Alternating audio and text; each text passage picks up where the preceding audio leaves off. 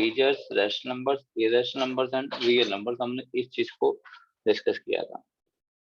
जो हमारे नंबर्स होते हैं 1 2 3 4 जो काउंटिंग नंबर्स होते हैं इनको हम क्या कहते हैं, नेचुरल नंबर्स।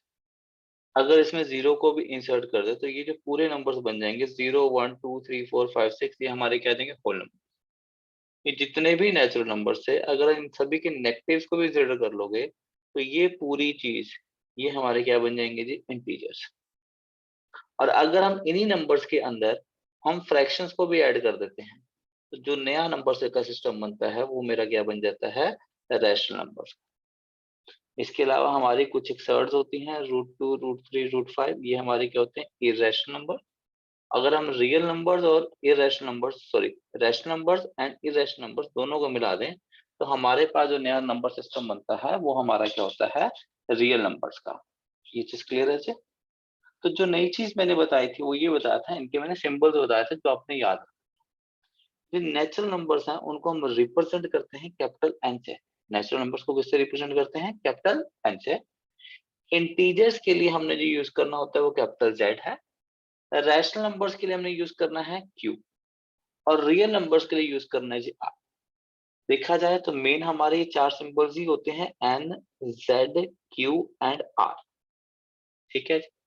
इरेशनल नंबर्स के लिए हम क्या ले लेते हैं, आर माइनस क्यू ले लेते हैं। ठीक।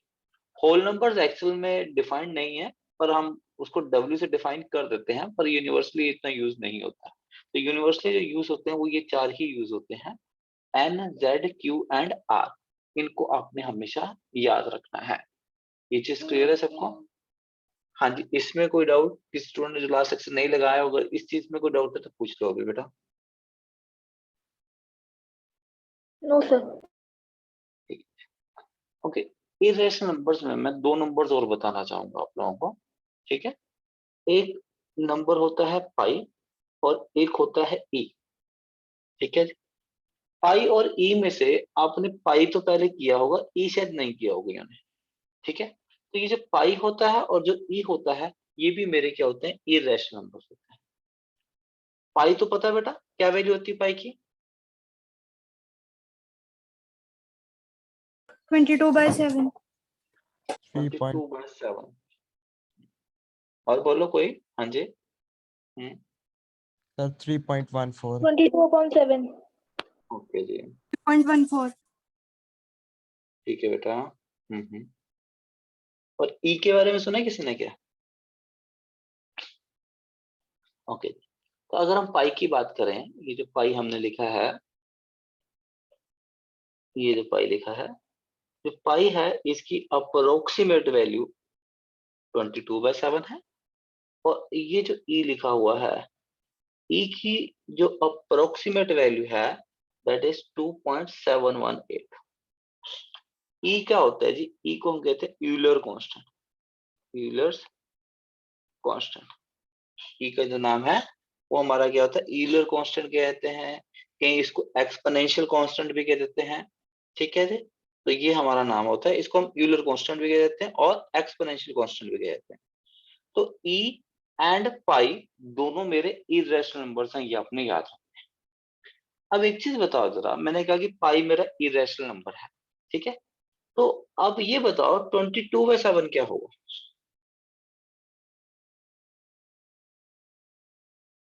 हाँ जी, पाई मेरा इरेशनल नंबर है, मैंने अभी आपको बताया 22/7 मेरा क्या है?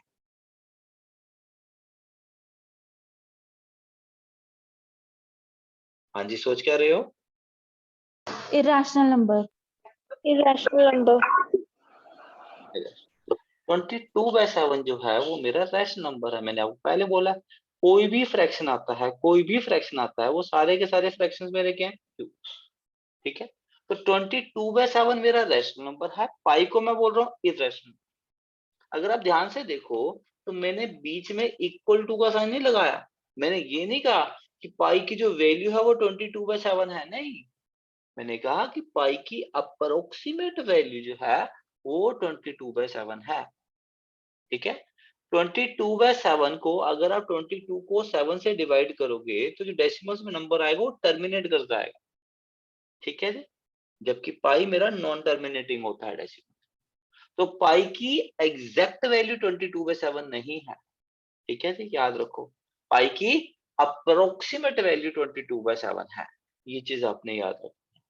उसी तरह से ये भी ई की अप्रोक्सीमेट वैल्यू है 2.72, हम अप्रोक्सीमेट वैल्यू ले लेते हैं, एग्जैक्ट वैल्यू नहीं है इसकी। तो ये दो नंबर्स हैं जो मैं बताना चाहूंगा जो आपके इरेशनल नंबर्स में आते हैं, एक पाई और दूसरा मेरा ई, इनको आपने याद रखना है। ई और ई भी हमारा मैथ्स में भी बहुत यूज होता है और फिजिक्स में भी बहुत ज्यादा यूज होता है, ठीक है। आगे जाके हम करेंगे एक्सपोनेंशियल फंक्शंस, हम करेंगे लोगैरिथमिक फंक्शंस, तो वहां पे ई बहुत ज्यादा यूज होगा, ठीक है। तो ई की ये जो वैल्यू है अप्रोक्सीमेट वैल्यू, ये आपने याद रखनी है। पाई की अप्रोक्सीमेट वैल्यू तो आप सबको पता ही है, ठीक है। बाकी पाई को डिफाइन भी हम करेंगे, आगे जाके हम ट्रिग्नोमेट्री में पाई को डिफाइन भी करेंगे, ठीक है। तो फिलहाल हम पाई के बारे में इतना ही याद रखेंगे कि पाई एक इरेशनल नंबर है जिसकी अप्रोक्सीमेट वैल्यू 22/7 है, या फिर आप बोल सकते हो 3.14 है, ठीक है जी। ओके, फिर मैंने क्या बताया था कि अगर हम इंटीजर्स की बात करें या रियल नंबर्स की बात करें तो उनमें 3 कैटेगरीज आती हैं, पॉजिटिव आता है, नेगेटिव आता है और जीरो आता है, ठीक है। तो याद रखना है कि जीरो मेरी ना तो पॉजिटिव होती है और जीरो मेरी ना ही मेरी नेगेटिव होती है, ठीक है। अगर कोई चीज ग्रेटर देन जीरो है देन दैट इज पॉजिटिव, अगर कोई चीज लेस देन जीरो है तो उसे हम क्या कहेंगे जी, नेगेटिव। इसके अलावा हमारी टर्म यूज हो जाती है non negative and non positive. Non negative का मतलब जो चीज नेगेटिव नहीं है, अगर कोई चीज नेगेटिव नहीं है तो वो या तो जीरो है या फिर पॉजिटिव है। तो नॉन नेगेटिव के अंदर दो चीजें आती हैं, जीरो और पॉजिटिव, और नॉन पॉजिटिव में दो चीजें आएंगी, कौन कौन सी जी, जीरो और नेगेटिव। तो डिफरेंस याद रखना है, non negative and positive same चीज नहीं है, ठीक है जी। ओके जी। उसके अलावा मैंने जीरो के बारे में बताया था, जीरो मेरा क्या है जी, इवन नंबर है, ये चीज क्लियर है। मैंने बस एक हल्का सा एक आइडिया दिया था नंबर सिस्टम का। फिर हम चले गए थे अपने चैप्टर के ऊपर, चैप्टर हमारा क्या था जी, सेट्स। अब सबसे पहले हम सेट चैप्टर के बारे में बात करें कि सेट होता क्या है। सेट इज कुछ नहीं है, set is collection of object है, set is well defined collection of distinct objects. इसमें दो टर्म्स मैंने कही थी याद रखने के लिए, एक तो वेल डिफाइंड और दूसरा मैंने डिस्टिंक्ट। डिस्टिंक्ट का मतलब सारे के सारे एलिमेंट डिफरेंट होने चाहिए, वेल डिफाइंड का मतलब ये है कि जिसके बारे में श्योरली पता हो कि ये एलिमेंट सेट के पास है या नहीं है, ठीक है। अब नोटेशन में बताया था कि सेट को जब भी नाम देना है आपने कैपिटल लेटर का नाम देना है, और सेट के एलिमेंट्स को जब भी नाम देने हैं तो स्मॉल लेटर्स में नाम देना है। फिर एक सिंबल किया था हमने, ये वाला सिंबल एप्सिलॉन वाला, इसको रीड कैसे करते हैं, बिलोंग्स टू। जैसे मैं कहता हूँ कि मेरे पास एक सेट है जिसके एलिमेंट्स है 1 3 5 7 9, तो मेरे को पता है 1 इज एलिमेंट ऑफ सेट। अगर सपोज इस सेट का नाम ए है तो हम क्या बोलेंगे, 1 इज एलिमेंट ऑफ सेट लिखने की बजाय हम सिंपल क्या लिख देंगे, 1 बिलोंग्स टू। क्या 2 वाला एलिमेंट सेट ए के पास है, नहीं, तो हम क्या बोलेंगे, 2 is not a element of set A, या फिर शॉर्ट फॉर्म हम कैसे लिखेंगे, 2 does not belongs to A. तो ये सिंबल क्लियर हो गया जी, belongs to and not belongs to, ये मैंने सिंबल बताया, ठीक है। फिर हमने बात की थी रिप्रेजेंटेशन ऑफ सेट, इसमें दो फॉर्म्स की बात की थी, एक थी टैबुलर फॉर्म और दूसरी थी हमारी सेट बिल्डर फॉर्म। सबसे पहले हम बात कर रहे हैं टैबुलर फॉर्म की। टैबुलर फॉर्म का मतलब क्या है, टैबुलर फॉर्म ने क्या करना है, हमने सेट के एलिमेंट्स को लिस्ट करना डायरेक्टली। जैसे मैंने कहा सेट ऑफ नंबर्स 1 3 5 7 9, सपोज इस सेट का नाम ए है, तो हम इसको कैसे लिखेंगे, हम क्या लिखेंगे, ए इज इक्वल टू, हमने एलिमेंट्स को डायरेक्ट लिस्ट करना है और इनको कॉमा से सेपरेट करना है और करली ब्रैकेट्स में इनक्लोज करना है। तो जब भी हम करली ब्रैकेट्स के अंदर एलिमेंट्स को डायरेक्ट लिख देते हैं तो उस फॉर्म को हम क्या बोलते हैं, टैबुलर फॉर्म, और यू कैन से रोस्टर। इसके अलावा दूसरी फॉर्म की बात करी थी, that is set builder form और rule method. Set builder form में हमने क्या करना है, सेट बिल्डर फॉर्म में हमने एलिमेंट्स नहीं लिखने, हमने उस प्रॉपर्टी को लिखना है जिससे एलिमेंट्स आए हैं। जैसे एग्जांपल के तौर पे यहाँ पे देखो, कहता है A B set of element consisting of element this, A के पास ये सारे एलिमेंट है 2 3 4 5 6 7 8 9 10।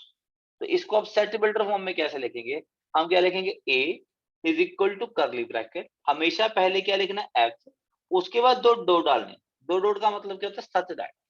आप ऐसे भी लिख सकते हो, एक्स सच दैट के लिए लाइन भी लगा सकते हो, आपकी अपनी मर्जी है। सच दैट के लिए चाहे तो आप दो डॉट यूज कर लो या फिर स्ट्रेट लाइन। उसके बाद आपने वो प्रॉपर्टी लिखनी है जिससे ये एलिमेंट्स आ रहे हैं।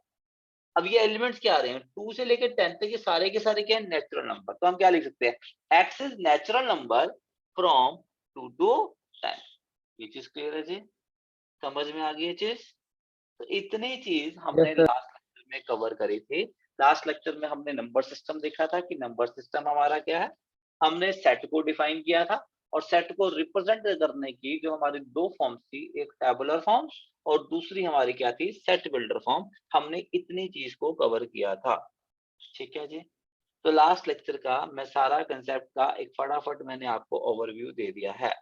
आप में से किसी स्टूडेंट को लास्ट लेक्चर के किसी भी टॉपिक में कोई डाउट है तो अभी मुझसे पूछ ले।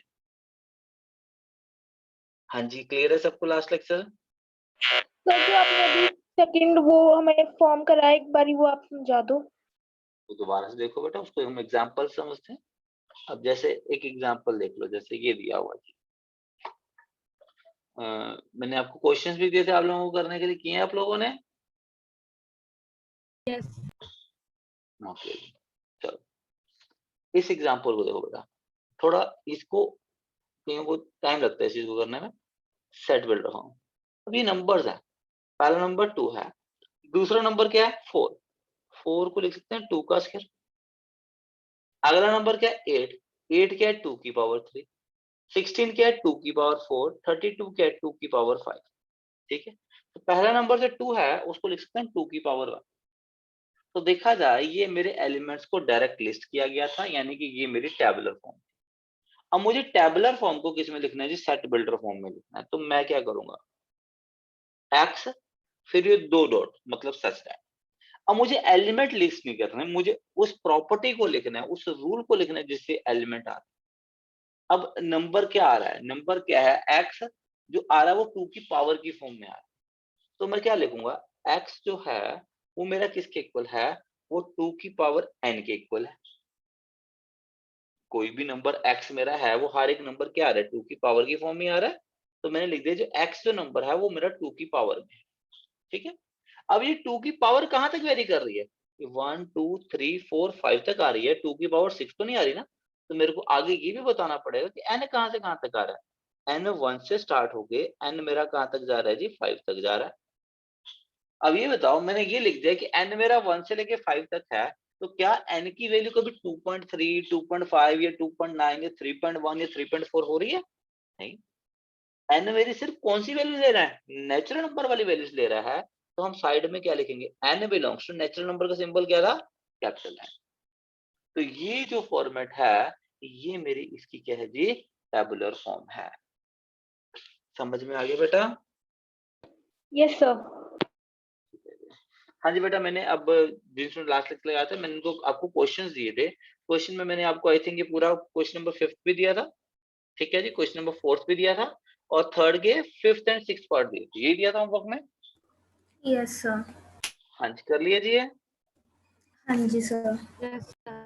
बताओ इसमें कोई डाउट है तो मुझसे पहले। सर फिफ्थ के लास्ट 3 नहीं हुए थे। 5th के लास्ट 3 नहीं हुए, 5th 6th एंड 7th। हाँ ओके, जी सर। ठीक है। उससे पहले मैं एक पार्ट और उठा लेता हूँ, मैं एक पार्ट ये भी उठा लेता हूँ, 6th पार्ट इसका, ठीक है।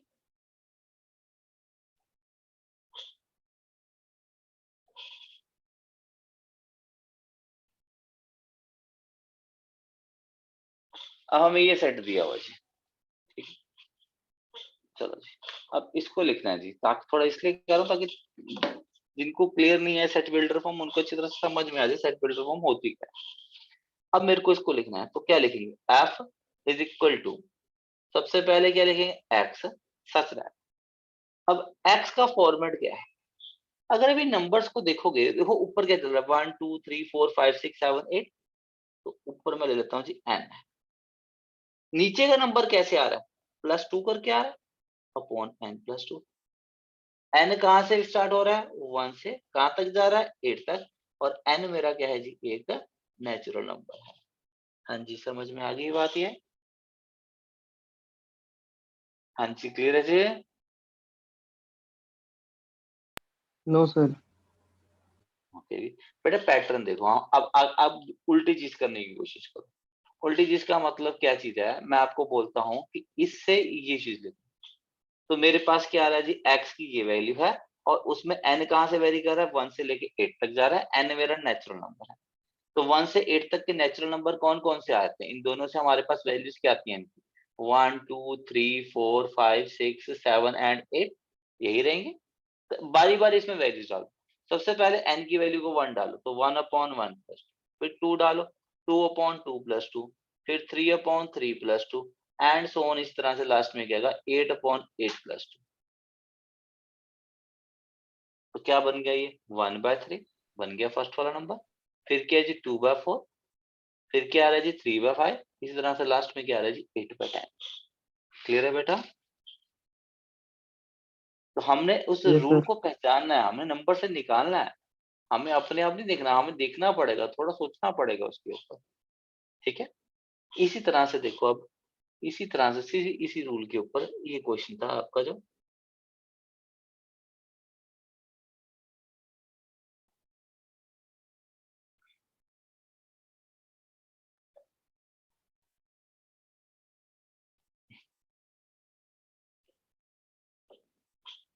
ये चीज है। अब सबसे पहले तो हमें रूल ढूंढना पड़ेगा, जब तक हमें रूल नहीं मिलेगा हम सेट बिल्डर फॉर्म में नहीं चल सकते। ठीक है, तो रूल निकालना बहुत ही ज्यादा जरूरी है, बिना रूल के आप सेट बिल्डर फॉर्म पे नहीं जा पाओ। अब वो रूल कैसे आएगा, पैटर्न में देखो, ऊपर देखो 1 1 3 2 कोई रूल नहीं चल रहा। पहले तो इसको एक रूल की फॉर्म में लिखना पड़ेगा। मैं अगले नंबर को 2 से ऊपर मल्टीप्लाई कर देता, 2 से नीचे, तो अगला नंबर क्या बन जाएगा जी 2/4। फिर मैं रहने देता हूँ 3/5, उससे अगले को 2 से मल्टीप्लाई 2 से डिवाइड कर दिया 4/6। अब देखो, अब क्या रूल निकल रहा है, बिल्कुल सेम ऊपर वाला रूल बन गया। क्या लिखेंगे, f is equal to x such that x क्या है, ऊपर एक नंबर है और नीचे का नंबर उससे 2 बड़ा है। अब ऊपर का नंबर कैसे है जी, 1 से लेके 4 तक है, और 1 से 4 तक भी सिर्फ नेचुरल नंबर ही है। समझ में आ गई बात बेटा जी? क्लियर है यस बेटा? सर। हम्म,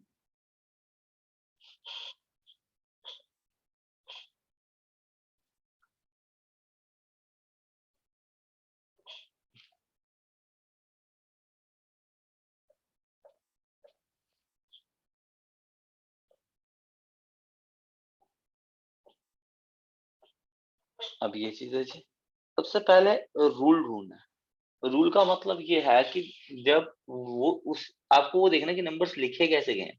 मतलब ये है कि अगर मैं ये पूछूं कि इससे अगला एलिमेंट क्या है, तो आप इससे अगला एलिमेंट बता सकते हो। ठीक है, जब अगर आप अगला एलिमेंट बता सकते हो तो मतलब आपको रूल पता लग गया। तो अगर रूल पता लग गया है, फिर आप काम इसमें कर सकते हो। तो मुझे रूल बताओ जरा, आप में से ये बताओ अगला एलिमेंट कौन बताएगा मुझे, इससे अगला एलिमेंट, अगर इसी रूल को कंटिन्यू करें तो बताओ इससे अगला एलिमेंट क्या होगा। 217। बिल्कुल ठीक जी, तो हमें बस उस रूल को ही देखना है। क्या रूल है, देखो, इन नंबर्स को मैं लिख सकता हूँ, ये 1+1, अगले को 1+8 लिख लिया, फिर 1+27, फिर 1+64, फिर 1+125। क्योंकि अगर आप इन नंबर्स को देखो तो ये बड़े फैमिलियर से नंबर है। फैमिलियर जैसे हैं, देखो 1 को लिख सकते हैं 1 का क्यूब, 8 क्या है जी 2 का क्यूब, 27 क्या है 3 का क्यूब, 64 क्या है 4 का क्यूब, 125 क्या है 5 का क्यूब। वैभव बोलो सेट बिल्डर फॉर्म बेटा इसकी। X belongs to n cube plus 1, बिल्कुल ठीक है। where बस इतना n लिखोगे। where n belongs from 1 to 5 and n hmm, is natural number. बिल्कुल ठीक है। हाँ जी, क्लियर है सबको? हाँ जी बेटा, हो गया जी ये? ओके जी। अब जैसे ई था, E is equal to this, अब इसको कैसे लिख सकते हो बोलो, 1 और -1, इसमें कुछ भी लिख सकते हो। जैसे कि इजी फॉर्म में लिखना चाहें तो आप क्या लिख सकते हो, x सच that x square is equal to 1। देखो x स्क्वायर 1 है, -1 का स्क्वायर भी 1 है, 1 का स्क्वायर भी 1 है, दोनों का स्क्वायर कितना आएगा जी 1 आएगा। अब आप इस चीज को इस तरह से लिख सकते हो। तो सेट बिल्डर फॉर्म में किस तरह से काम करना है ये समझ में आ गया जी सबको? हाँ जी, क्लियर है बेटा जी? हाँ जी, यस क्लियर है सर। जी? ओके जी। अब हम आगे बात करते हैं जी। नेक्स्ट हम अब आगे चलते हैं। नेक्स्ट हम देखो क्या है, फाइनाइट सेट। कुछ नहीं, नाम से मतलब निकाल लो। क्या नाम से मतलब क्या निकल रहा है फाइनाइट सेट का? अगर किसी सेट के नंबर ऑफ एलिमेंट्स फाइनाइट हैं तो उस सेट को हम क्या बोलेंगे जी? Finite set. ठीक है, ओके जी। फिर नेक्स्ट आता है cardinal number of finite. Cardinal number का मतलब क्या होता है? Number of distinct elements in a finite. Number of, याद रखो, number of distinct element in a finite set is cardinal number of the set. जैसे एग्जांपल के तौर पे मैं कहता हूँ कि एक सेट ए है, सेट ए के एलिमेंट्स हैं 2 1 3 2 5। ठीक है, मुझे बताओगे इसका कार्डिनल नंबर कितना है?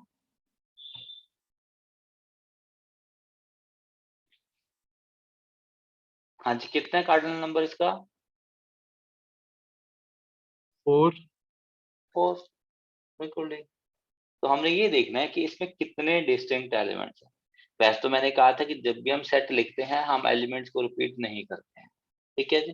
तो जब भी हमने अपनी तरफ से, अगर क्वेश्चन में ये दिए तो हमने उसको कुछ नहीं करना, लेकिन अगर अपने तरफ से लिखना है तो हम उसको ऐसे लिखेंगे कि देखो इस सेट में और इस सेट में अगर मैं इसको 1 2 3 5 लिख दूं तो दोनों मेरे सेम चीजें, दोनों में कुछ भी फर्क नहीं है। ठीक है, ये they both are the same set. तो नंबर ऑफ एलिमेंट कितनी है जी? 4। तो इसमें कुछ ऐसी बड़ी बात नहीं है।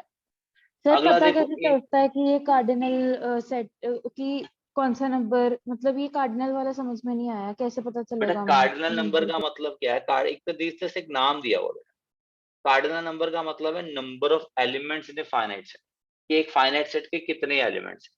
ठीक है जी, तो बस वही बोला है। जैसे मैंने ये सेट दे दिया, अगर आप देखो इसमें एक साफ दिख रहा है कि एलिमेंट 2 मेरा 2 बार आ रहा है, तो उसको हम काउंट नहीं करेंगे, हम उसको 2 बार काउंट नहीं करेंगे, हम उसको सिर्फ एक बार ही काउंट करेंगे। तो इसमें डिस्टिंक्ट एलिमेंट्स कितने हैं हमारे? इसमें डिस्टिंक्ट एलिमेंट्स कितने हैं जी? 4 है। तो नंबर ऑफ एलिमेंट्स ऑफ ए कितने हैं जी? 4। आपको कोई ओके ओके। क्वेश्चन नहीं आने वाला बेटा कि आपको एक सेट दे देंगे और बोलेंगे आप इसका कार्ड नंबर बताओ, नहीं, ऐसे सिंपल क्वेश्चन नहीं आते हैं। ये तो जस्ट मैं टर्म्स को एक्सप्लेन कर रहा हूँ, उसका डिटेल में मतलब बता रहा हूँ कि मतलब क्या है उस चीज का। कि कार्डिनल नंबर की जब भी हम बात करते हैं तो हम डिस्टिंक्ट एलिमेंट्स की ही बात ठीक है करते सर, हैं। समझ आ गया, समझ आ गया। ओके जी। Next is infinite set. Infinite set का मतलब क्या है? नाम से मतलब निकालो। इनफाइनाइट नंबर ऑफ एलिमेंट्स जो इनफाइनाइट सेट में नंबर ऑफ होते हैं। एलिमेंट, जिसमें एग्जांपल दो, जैसे सेट ऑफ नेचुरल नंबर्स हो गया, सेट ऑफ इंटीजर्स हो गया, सेट ऑफ रियल नंबर्स हो गया। ठीक है, ये सारे के सारे मेरे क्या हैं? Infinite sets. ठीक है। Equivalent sets. इक्विवेलेंट सेट का मतलब क्या है? वो सेट जो दिखने में एक जैसे हैं। इक्विवेलेंट सेट का मतलब क्या है? वो सेट जो दिखने में एक जैसे हैं। ठीक है। तो दिखने में एक जैसे कब होंगे? सपोज मैं कहता हूँ कि अगर किसी स्टूडेंट की आई सेट वीक है और मैं एक ये सेट लिख दूं और एक मैं ये लिख दूं 2 5 6, और वो दूर से देखेगा, दूर से दिखने में दोनों एक जैसे लगे आएंगे। दोनों दूर से एक जैसे क्यों नजर आएंगे? क्योंकि इनका साइज सेम है। तो सिंपल सा बात ये है कि कोई भी दो सेट इक्विवेलेंट कब होंगे? जब उनका कार्डिनल नंबर सेम है। अगर कोई दो सेट्स का कार्डिनल नंबर सेम हो तो उन सेट्स को हम क्या बोलेंगे? Equivalent sets. ठीक है। तो सेम कार्डिनल नंबर का मतलब क्या है? सेट मेरे क्या है? इक्विवेलेंट है। जैसे एग्जांपल देखो 1 2 3 तीन एलिमेंट्स हैं, 2 4 6 तीन एलिमेंट्स हैं। तो ये दोनों सेट एक दूसरे के क्या है जी? इक्विवेलेंट है।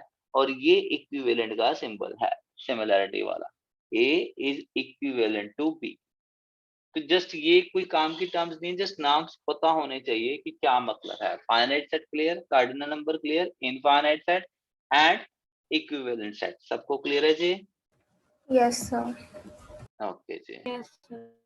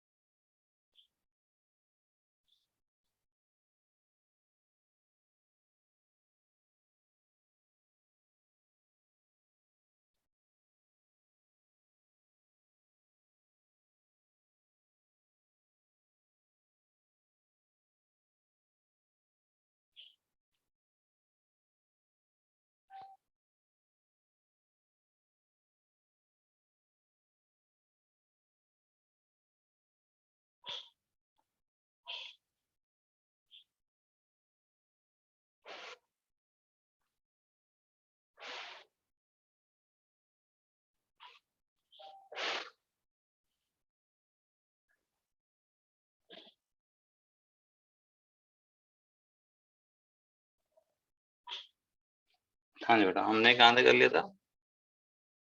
इक्वल सेट, इक्विवेलेंट सेट तक हम कर चुके हैं ना। ओके जी। उसके बाद नेक्स्ट देखो बेटा, नेक्स्ट हमारा क्या आ रहा है जी? Equal sets. अब इक्वल सेट्स क्या मतलब है? कोई भी दो सेट मेरे इक्वल सेट कब होंगे? जब उनके पास सेम एलिमेंट्स। ठीक है, two sets are said to be equal if they have same elements. ठीक है, अब मैं दो सेट लिख रहा हूं, मुझे ये बताना क्या वो इक्वल सेट है कि नहीं है। ठीक है,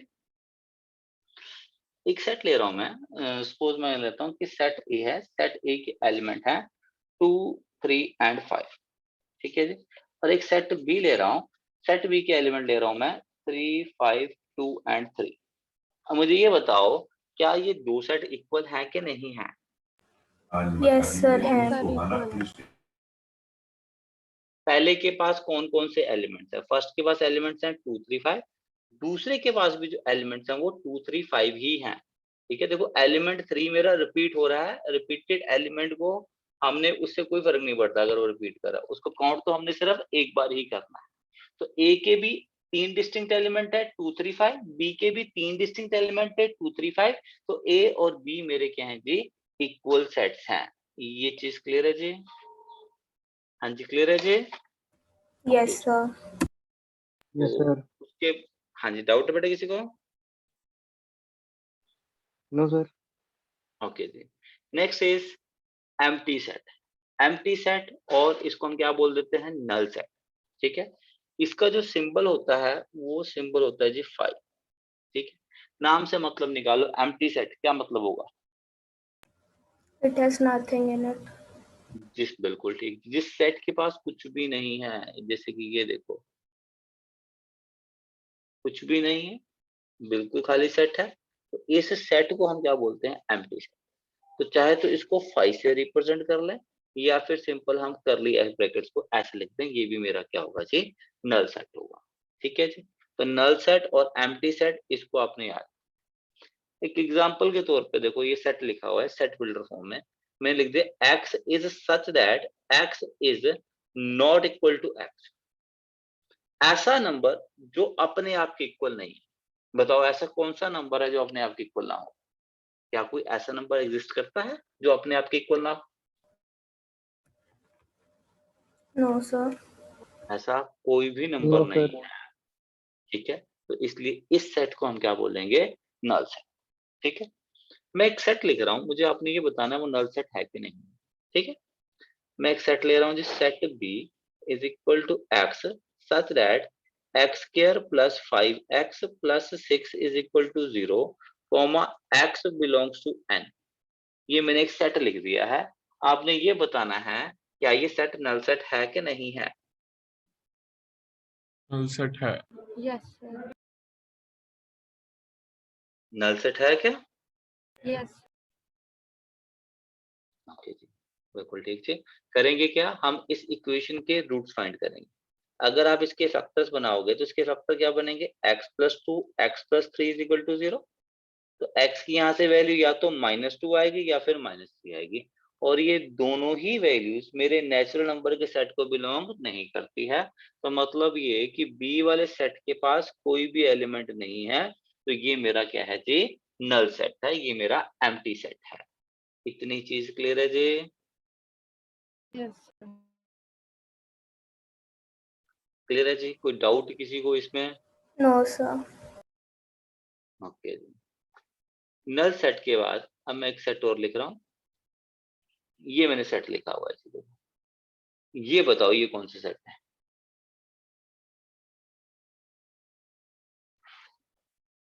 इनमें से कौन सा नल सेट है?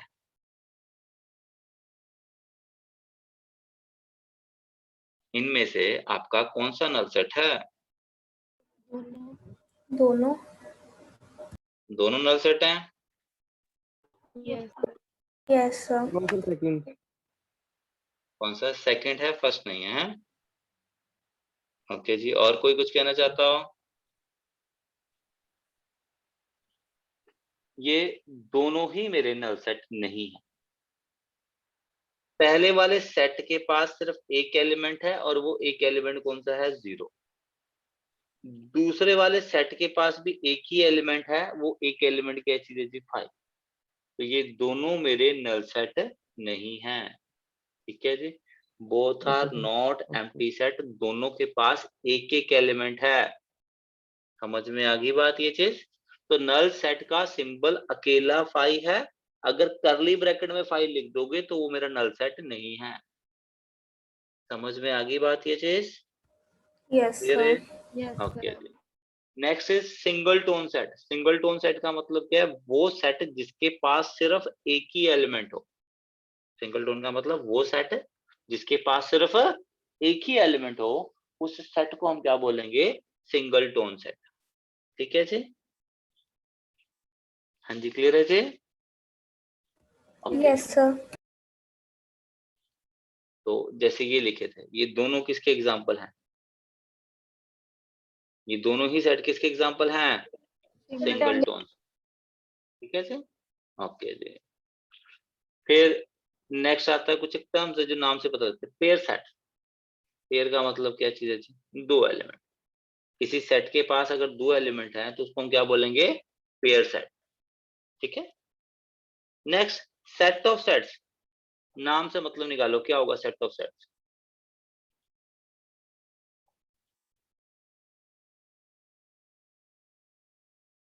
हाँ जी, नाम से मतलब निकालूंगा मैंने। सेट ऑफ सेट्स, नाम से मतलब निकालो, कुछ नहीं है इसके अंदर। अगर किसी सेट के सारे एलिमेंट्स अपने आप के अंदर एक सेट है, किसी सेट के सारे एलिमेंट्स अपने आप के अंदर एक सेट हैं, तो उसे हम क्या बोलेंगे? Set of sets. ठीक है जी। A set having all of its element as a set is called set of set, और family of set और class of set। जैसे ये देखो, इस सेट के दो एलिमेंट है। कौन कौन से दो एलिमेंट? एक तो ये एलिमेंट है, ये भी अपने आप में एक सेट है। दूसरा ये एलिमेंट है, ये भी अपने आप में सेट। इसको आप देखो, 5 मेरा क्या है? नल सेट है। तो ये एक सेट है ना, तो नल सेट है। तो इस सेट के पास एक एलिमेंट है, वो भी क्या? Null set. तो ये भी मेरा क्या है? सेट ऑफ सेट है। तो ये समझ में आ गया सेट ऑफ सेट्स क्या होते हैं जी। हाँ जी, Yes, क्लियर sir. है जी। Yes, sir. इसमें देखो, ये मेरा सेट ऑफ सेट नहीं है। क्यों नहीं है? पहला एलिमेंट तो अपने आप में सेट है, और दूसरा एलिमेंट अपने आप में सेट नहीं है, वो तो अकेला एलिमेंट फ्री है। ठीक है जी। Yes. हाँ जी बेटा, क्लियर है। तो अभी हमने कुछ एक टर्म्स क्लियर करी हैं। ठीक है जी। कौन कौन सी टर्म्स हमने करी हैं? Finite set, cardinal number, infinite set, equivalent set, equal set, empty set, singleton set, pair set, set of set. ठीक है। अब इनके ऊपर आपके क्वेश्चंस हैं। तो ये सिर्फ टर्मिनोलॉजी को क्लियर करने के लिए क्वेश्चन थे, इसमें कंसेप्ट कुछ भी नहीं। ठीक है। देखो, कुछ एक करके दिखा दो मेरे को, इसमें से कौन सा करके दिखाओगे आप? बोलो। ये कर दो, चलो 7th क्वेश्चन कर दो। Which of the following sets are empty singleton pair and which of them are equal? तो ये क्वेश्चन आप लोग मुझे अभी करके दिखा रहे हो। Question number 7, ABCDEF। करने का तरीका क्या है? हिंट में दे देता हूँ। आपने सारे के सारे सेट्स को पहले किस में लिखो जी? टेबुलर फॉर्म में लिख लो। पहला काम ये करो बस। सभी सेट्स की क्या लिखनी है? टेबुलर फॉर्म लिखो सभी सेट्स की। ठीक है। तो पहले टेबुलर फॉर्म लिख लो। जब आप टेबुलर फॉर्म में सारे सेट्स को लिख लोगे, तो फिर क्वेश्चन का आंसर आपको अपने आप पता लग जाएगा कि इसमें से कौन सा एम्प्टी है, कौन सा सिंगल टोन है, कौन सा पेयर है, और कौन कौन से सेट एक दूसरे के इक्वल है। ठीक है जी। करो फटाफट। एक बार सभी स्टूडेंट्स हैंड ओवर कर लो। जैसे ही क्वेश्चन नंबर 7 कंप्लीट हो जाए, हैंड रेज कर देना।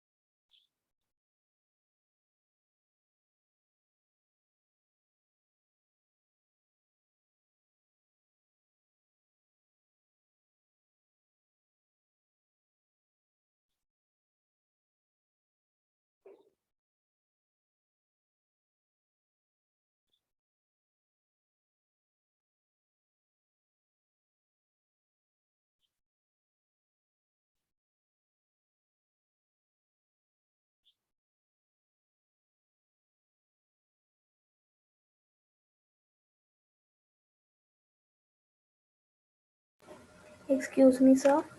हाँ जी बोलो बेटा। सर एक बार पेयर सेट दोबारा बता दोगे? पेयर सेट का मतलब वो सेट जिसके पास दो एलिमेंट्स हो। Okay sir.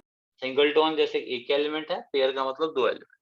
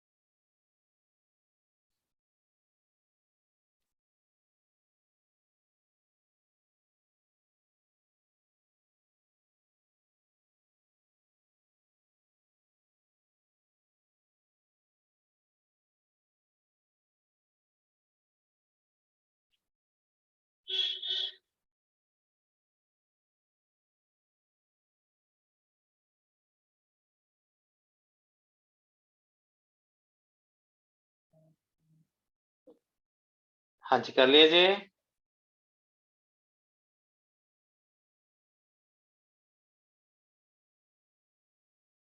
Yes, sir.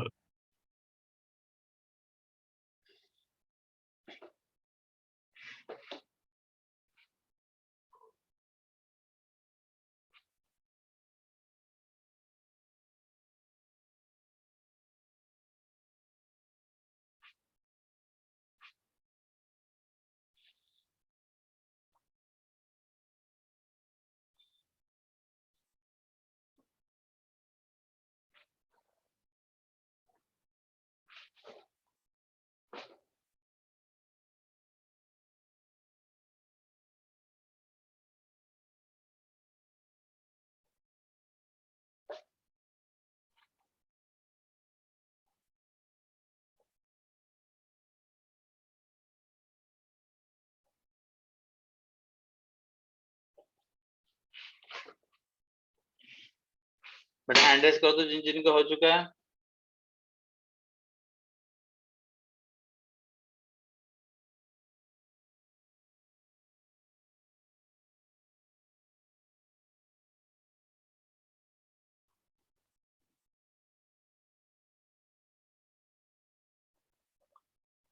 X square is equal to 9 and 2x is equal to 3। अगर x स्क्वायर मेरा 9 है तो x की वैल्यू क्या होगी?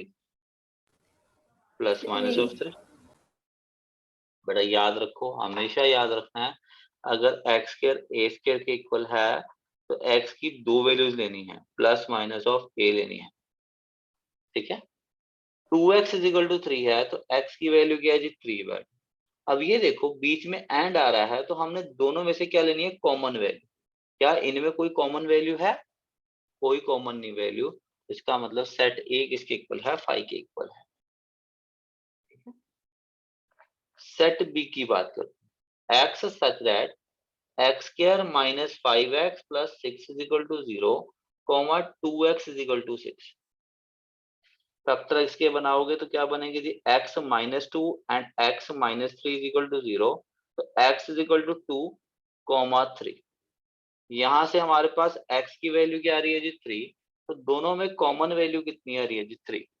3 मेरा दोनों में है, इसका मतलब इस सेट के पास एक ही एलिमेंट है और वो एलिमेंट क्या चीज है जी? 3। सेट सी की बात करते हैं। X such that x square minus 4x plus 3 is equal to 0। बनाओ जरा इसके फैक्टर, क्या बनेंगे जी? x minus 1 and x minus 3 is equal to 0।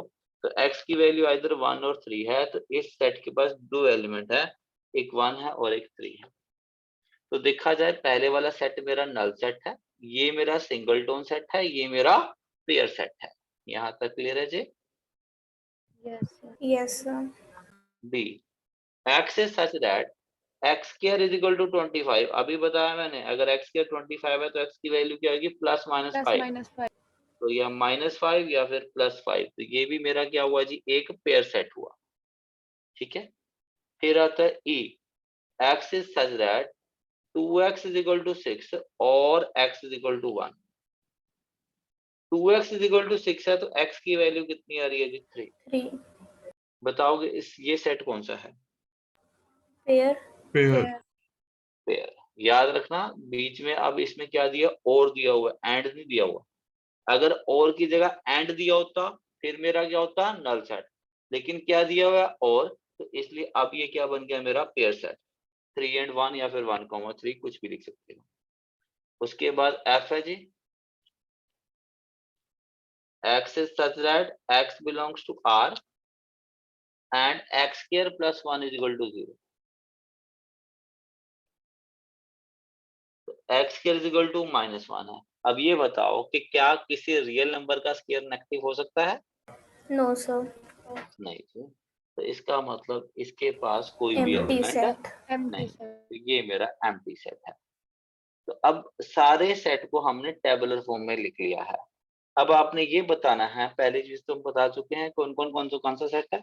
अब ये बताओ इनमें से इक्वल सेट कौन से हैं? Sir, D. कौन से इक्वल है? Sir, D वाला. डी वाला किससे इक्वल है बेटा? अच्छा इक्वल सॉरी, सेट C का मतलब and कोई E. दो सेट बताओ। C and E. C and E. And A and F. बिल्कुल A and ठीक है। A is equal to F है and C is equal to E है।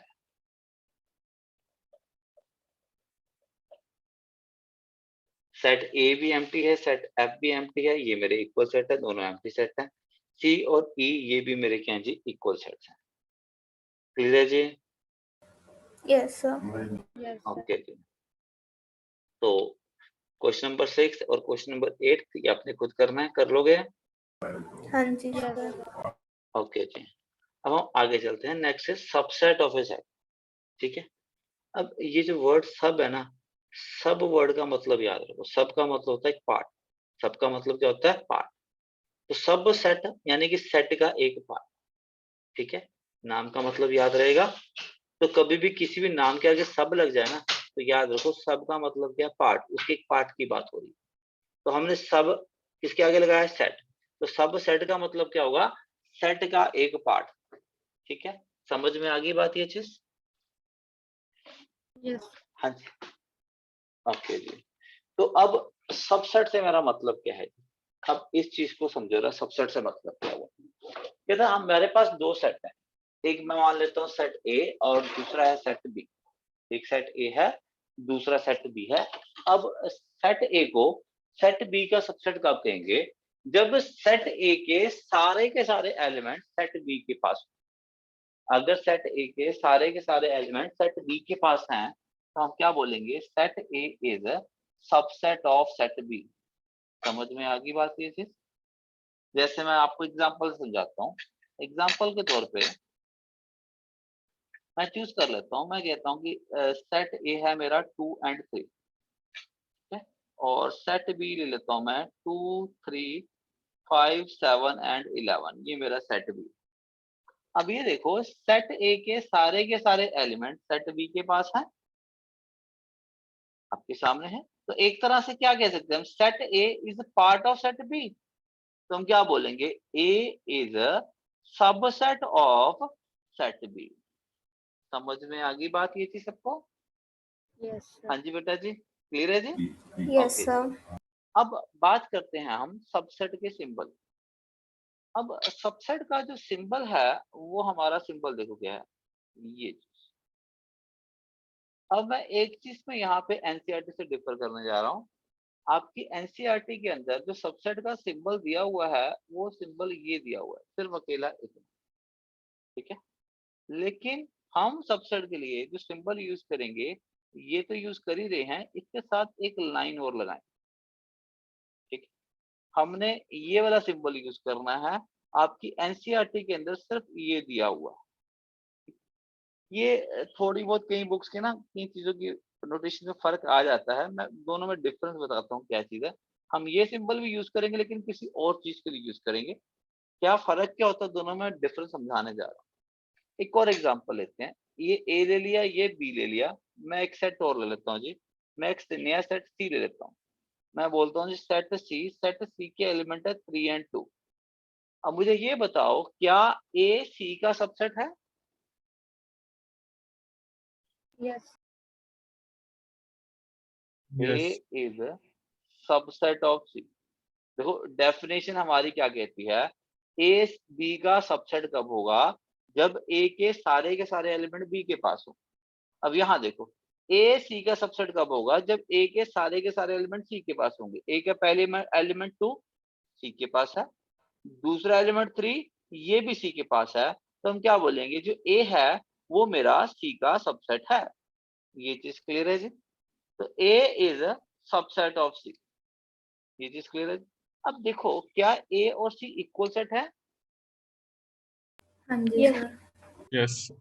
बिल्कुल जी, ए और सी आपके इक्वल भी हैं।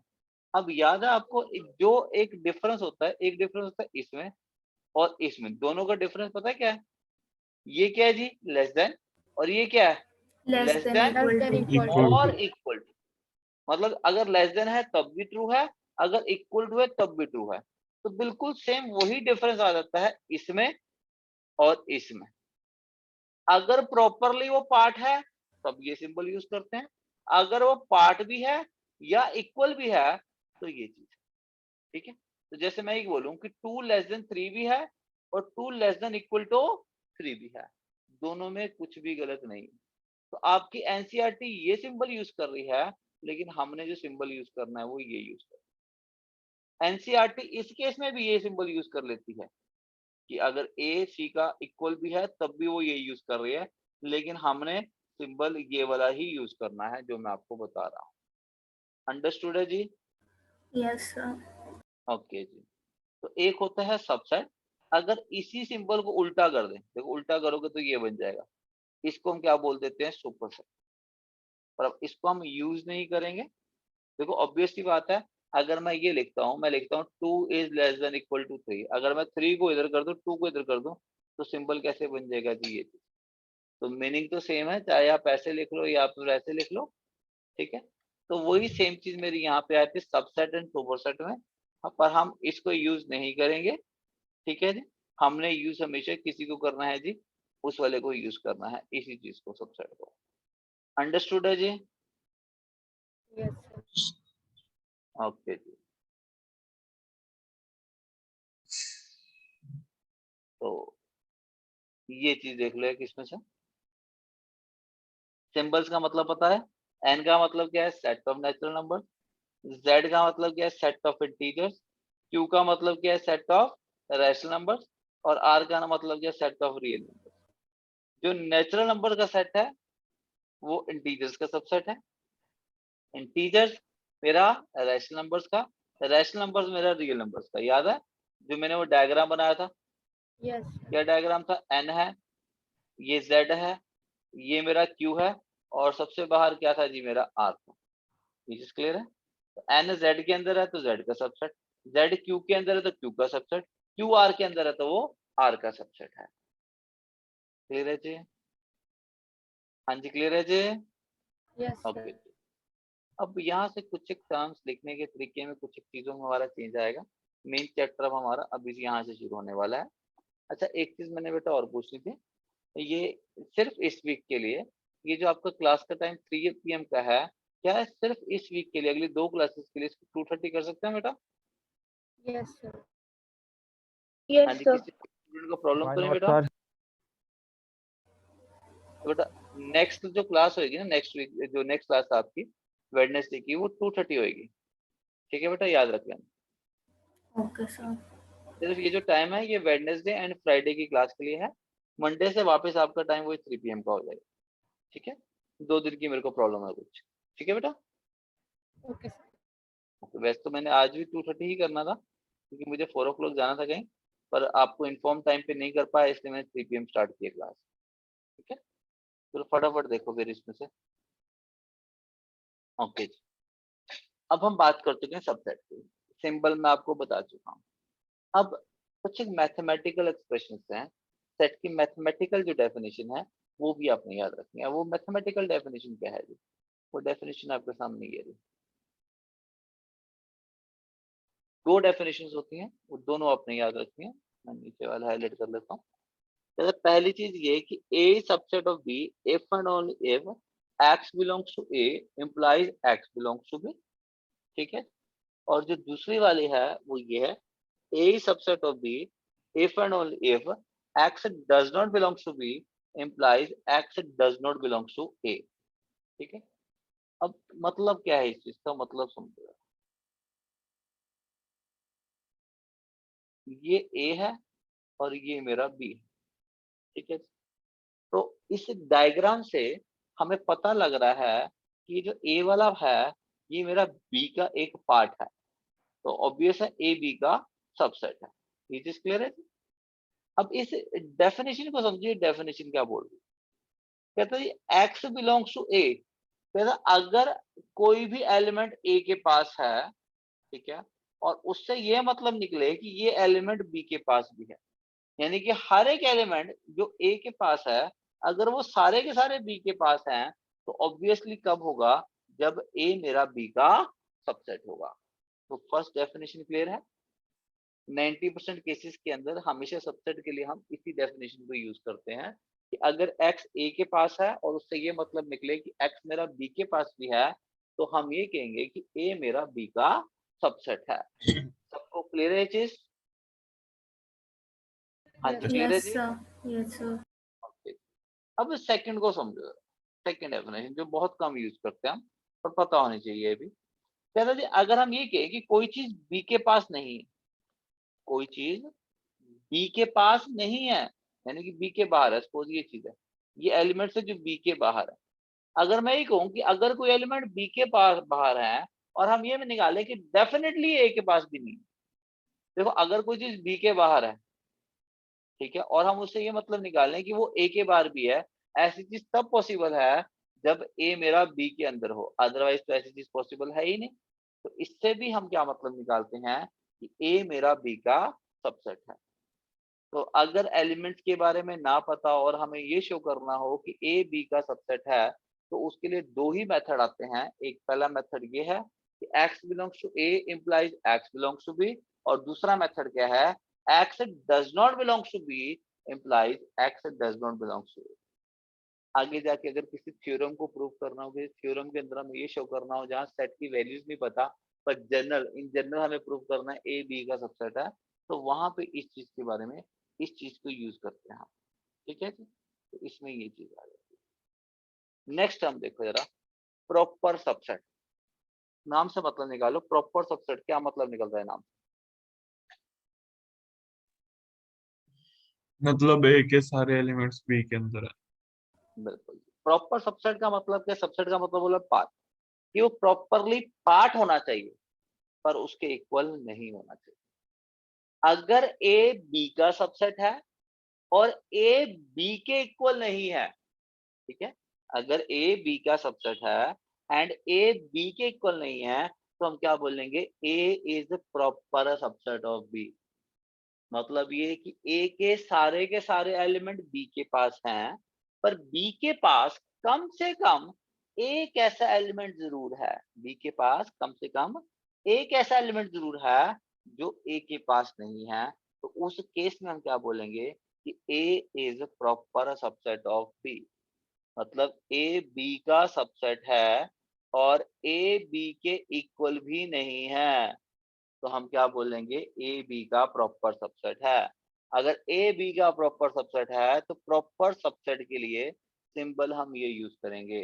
तो हमने कुछ नहीं किया, हमने इस सिंबल में से इक्वालिटी को हटा दिया, तो ये सिंबल मेरे पास क्या बच जाएगा, प्रॉपर सबसेट का। समझ आ गई बात? तो मैंने आपको कहा था कि एनसीईआरटी सबसेट के लिए भी ये यूज कर रही है, प्रॉपर सबसेट के लिए भी ये यूज कर रही है, लेकिन हमने ये प्रॉपर के लिए यूज करना है और ये सबसेट के लिए यूज करना है। ठीक है जी, समझ आ गया? प्रॉपर की बात हम तभी करेंगे अगर क्वेश्चन में बोला गया, अदरवाइज हर जगह हम इसी सिंबल को ही यूज करेंगे। पर मतलब आपको पता होना चाहिए कि प्रॉपर सबसेट का मतलब क्या है। मीनिंग क्लियर हो गया जी। जैसे हमने यहाँ पे एग्जांपल लिए थे, यहाँ पे देखो 3 सेट लिए, एक ए लिया, एक बी लिया और एक सी लिया। बताओ कौन किसका प्रॉपर सबसेट है? ए बी का प्रॉपर सबसेट है, ठीक है, पर ए सी का प्रॉपर सबसेट नहीं है, क्योंकि ए और सी मेरे क्या चीज है जी, इक्वल है। तो ये चीज क्लियर है सबको?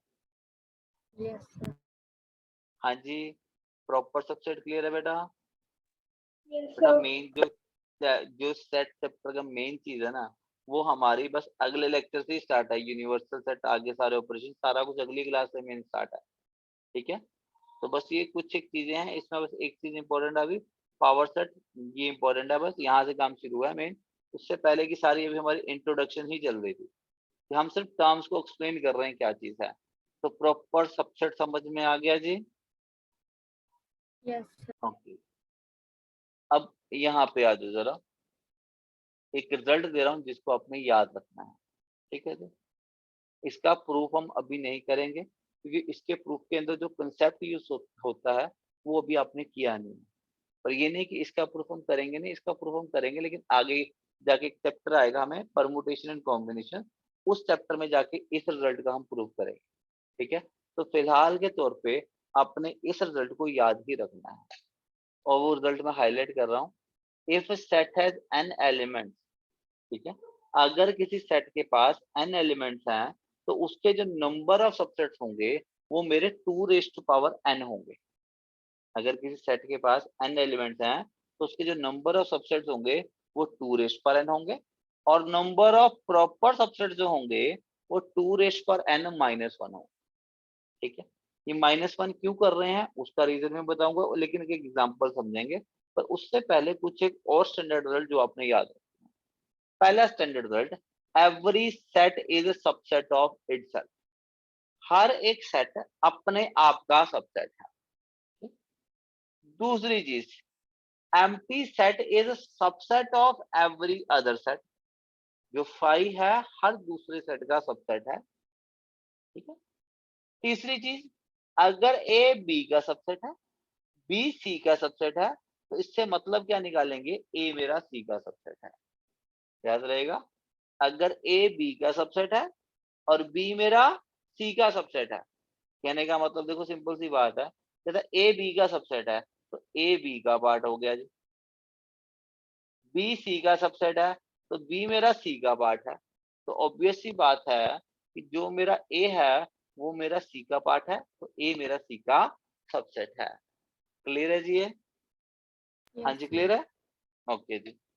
अब मैं कह रहा हूं, अगर ए बी का सबसेट है एंड बी ए का सबसेट, देखो ए बी का सबसेट है और बी मेरा ए का सबसेट है। ए बी का सबसेट है मतलब ए के सारे एलिमेंट बी के पास है, बी ए का सबसेट है मतलब बी के सारे एलिमेंट ए के पास है। तो इसका मतलब क्या हुआ, इसका मतलब ये हुआ कि ए और बी दोनों मेरे क्या चीजें जी, इक्वल है। समझ में आ गई बात ये चीज? क्लियर है जी? बहुत ज्यादा इंपॉर्टेंट है।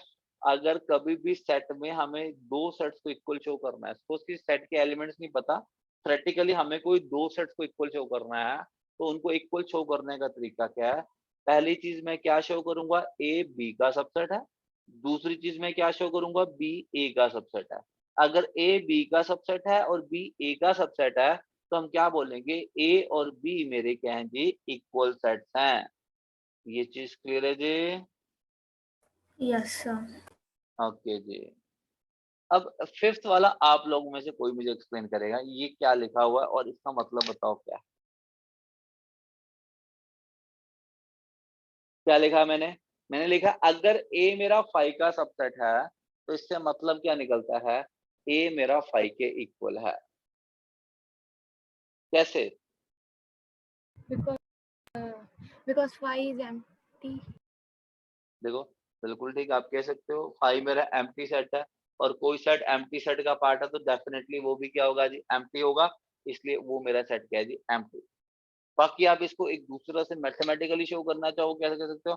हमें पता है 5 is subset of every other set, ठीक है। फाइव ए का सबसेट है, ए फाइव का सबसेट है, तो ए और फाइव क्या हो गए जी इक्वल, हमने फोर्थ पार्ट में कहा। अगर ए बी का सबसेट है, बी ए का सबसेट है, तो ए और बी इक्वल है, तो सेम चीज मेरी यहाँ पे तो आ रही है। ए फाइव का सबसेट है और फाइव ए का सबसेट है, इसलिए ए और फाइव मेरे क्या आ रहे हैं जी इक्वल आ रहे हैं। तो ये रिजल्ट आपने याद रखने हैं। हाँ जी, क्या क्या रिजल्ट थे बताओगे मुझे दोबारा से, बताओ क्या क्या रिजल्ट है। सबसे पहली चीज हम क्या कहेंगे, empty set is subset of every other set, every set is subset of itself, ठीक है जी। If A is subset of B है and B is subset of C है, तो इसका मतलब क्या हुआ, A is subset of C है। अगर ए बी का सबसेट है और बी ए का सबसेट है, तो इसका मतलब क्या है, ए और बी मेरे इक्वल हैं। मेन बस इतनी सी चीज है जो आपने याद रखनी है। तो सबको अंडरस्टूड, ये चीज क्लियर है जी? Yes sir. कोई डाउट किसी को इसमें? ओके, नेक्स्ट अब अभी हमने बात करी थी नंबर ऑफ, मैंने अभी एक रिजल्ट लिखवाया था, क्या रिजल्ट लिखवाया था, number of subsets of set ए, कितने लिखवाए थे बताओ मुझे, कितने लिखवाए थे? 2⁻n, ठीक है। मैं बात कर रहा हूँ सबसेट्स ऑफ ए, ए के सबसेट बताओ कौन कौन से हैं। सेट ए के एलिमेंट ले लिए मैंने 1 और 2, आपने मुझे ए के सबसेट बताने हैं, बताओ जो कौन कौन से सबसेट हैं, जितने पॉसिबल सबसेट सोच सकते हैं वो लिखवाओ मेरे। सबसे पहली चीज मैंने क्या बोला, five is a subset of every other set, तो सबसे पहली चीज तो हमने क्या लिख देनी है जी, 5, पहला क्लियर है 5? Yes sir. ओके, 5 के बाद सिंगल एलिमेंट वाले, एक एक एलिमेंट वाले देखो कौन कौन से, अकेला 1, अकेला 2, ठीक है, और लास्ट में 2 वाला तो पूरा सेट होगा, वो ए होगा। तो 2 रिजल्ट तो मैंने आपको बताए थे, क्या चीज था जी, एक 5 और दूसरा ए। जब भी आप सबसेट लिखोगे तो ये आपने जरूर लिखने हैं। इतनी चीज क्लियर है जी? Okay, yes. अगर इसमें से मैं आपसे ये पूछूं कि इसमें से प्रॉपर सबसेट कौन कौन से हैं, तो ये मेरे क्या होंगे जी, प्रॉपर सबसेट। तो प्रॉपर सबसेट के लिए हमने ए को हटा दें, समझ में आ गई बात ये? Yes sir. अगर मैं लेता हूं सेट ए के एलिमेंट ले लिए मैंने 1 2 3, और अब मैं आपको बोलूं कि आप मुझे ये बताओ सबसेट्स ऑफ ए, बताओ जरा कौन कौन से होंगे। सबसे पहला कौन सा होगा, 5 5, बिल्कुल ठीक जी। उसके बाद सिंगल 1 ठीक है जी, फिर 2 2, बिल्कुल ठीक जी, फिर 3 3, बिल्कुल ठीक जी, फिर ए फिर 2 वाले, बेटा 2 वाले देखो, 2 की 1 2 कॉम्बिनेशन क्या, 1 2 2 3 1 3 1 2 एंड 3 2 3, फिर 3 वाली कॉम्बिनेशन में तो पूरा का पूरा सेट किया, ठीक है। अब इसमें एक चीज देखो, अगर मैं बात करूं इसमें से प्रॉपर सबसेट की, तो ये मेरे क्या होंगे जी, सारे प्रॉपर सबसेट्स।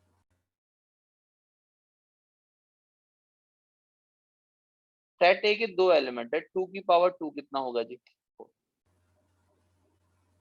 सेट ए में 3 एलिमेंट हैं, 2 की पावर 3 कितना होगा जी, 8। काउंट करो जरा, 1 2 3 एंड 4। और अगर हम प्रॉपर सबसेट्स की बात करें, प्रॉपर सबसेट्स की, तो वो कितने होंगे जी, 2 की पावर 2 -1 कितना आ रहा है जी, 3। -1 क्यों करें, ए को हटा रहे हैं। यहाँ पे देखो प्रॉपर सबसेट्स कितने होंगे जी, 2 की पावर 3 -1, -1 क्यों कर रहे हैं, क्योंकि हम ए को हटा रहे हैं। तो फॉर्मूला समझ में आ गया आपको, जो मैंने यहाँ लिखवाया था कि इसके अंदर हम एक चीज कर रहे थे, हम यहाँ पे -1 कर रहे थे, तो ये -1 क्यों कर रहे थे, ये समझ में आ गया जी, ठीक है। Yes sir. कि -1 करने के पीछे रीजन क्या था, ये सेट ए को हम माइनस कर रहे थे, तो ये इसके पीछे का कंसेप्ट है, ठीक है जी। तो आज की क्लास में हम इतना ही करते हैं प्रॉपर सबसेट से, ठीक है। अगली क्लास में फिर हम स्टार्ट करेंगे इससे, पावर सेट से। कंपेरेबल सेट बताया था, छोटी सिंपल चीज है। कोई भी दो सेट कंपेरेबल कब होंगे, जब दोनों में से कोई भी एक दूसरे का सबसेट होगा। तथा अगर ए बी का सबसेट है या बी ए का सबसेट है, तो हम क्या बोलेंगे, ए और बी मेरे कंपेरेबल हैं। ठीक है, तो कोई यूज की चीज नहीं है, कोई ज्यादा यूज करते नहीं है, जिस नाम पता होना चाहिए।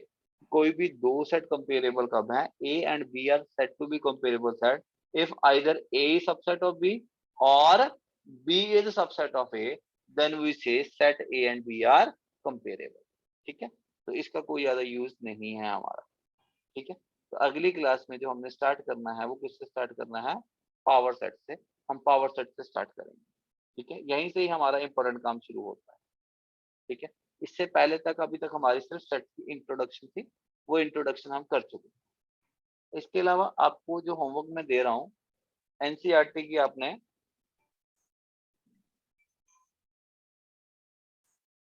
एनसीईआरटी की फर्स्ट एक्सरसाइज कर लेना बेटा।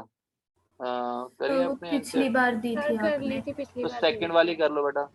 Okay sir. Okay sir. ठीक है, एनसीईआरटी दिख रही है मेरे को, सेकंड वाली कर लेना आप इसमें से। ठीक है, ओके सर। ठीक है बेटा जी, फिर मैं क्लास एंड कर रहा हूँ। ठीक है, थैंक यू सर। ओके बेटा।